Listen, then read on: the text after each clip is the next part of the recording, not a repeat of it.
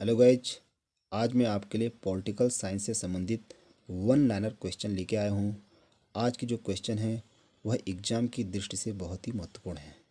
तो पहला क्वेश्चन है, कौटिल्य का जन्म कब हुआ था? तो इस प्रश्न का उत्तर है 400 ईसा पूर्व में। तो कौटिल्य का जन्म 400 ईसा पूर्व में हुआ था। तो इसके बाद अगला प्रश्न है, भारत का मेकियावली किसे कहा जाता है? भारत का मेकियावली कौटिल्य को कहा जाता है।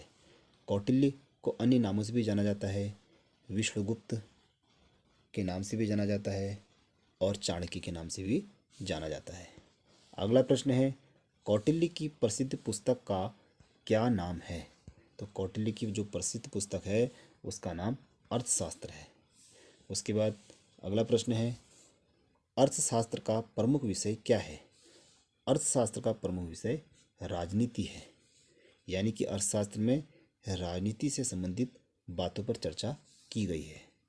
अगला प्रश्न है, कौटिल्य के अनुसार राज्य की उत्पत्ति का आधार क्या है?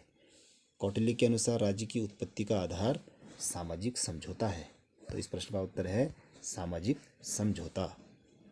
इसके बाद अगला प्रश्न है, कौटिल्य ने कितने प्रकार के दुर्ग बताए हैं? तो कौटिल्य के अनुसार दुर्ग 4 प्रकार के होते हैं। दुर्ग 4 प्रकार के होते हैं। तो इन चारों दुर्गों के बारे में हम जानते हैं। तो पहला जो दुर्ग है वह है औदिक दुर्ग, जिसमें चारों तरफ पानी भरा हुआ होता है। उसके बाद जो दूसरा दुर्ग है उसका नाम है पर्वत दुर्ग, इसके चारों तरफ पर्वत चट्टानें होती हैं। तीसरा दुर्ग है धान वन्य दुर्ग, धान वन दुर्ग, यानी इसके चारों ओर ऊसर भूमि होती है, दलदल भूमि या ऊसर भूमि होती है और चारों तरफ घास जमी हुई होती है।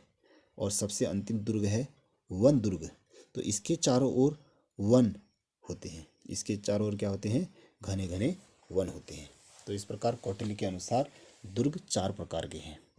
तो अगले प्रश्न की तरफ बढ़ते हैं, कौटिल्य ने कितने प्रकार के गुप्तचरों का वर्णन किया है? तो कौटिल्य के अनुसार गुप्तचर 9 प्रकार के होते हैं।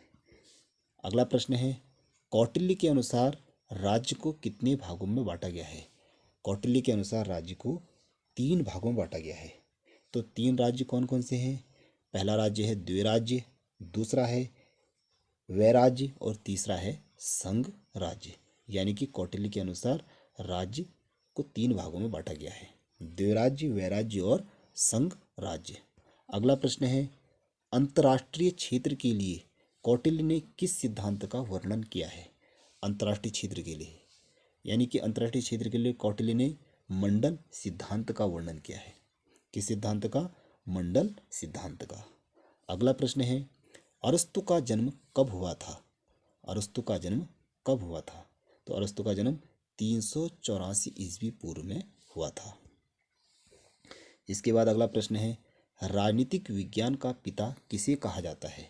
राजनीतिक विज्ञान का पिता अरस्तु को कहा जाता है। अगला प्रश्न है, प्रश्न नंबर 12 है, अरस्तु की सबसे प्रसिद्ध रचना कौन सी है? पॉलिटिक्स अरस्तु की सबसे प्रसिद्ध रचना है।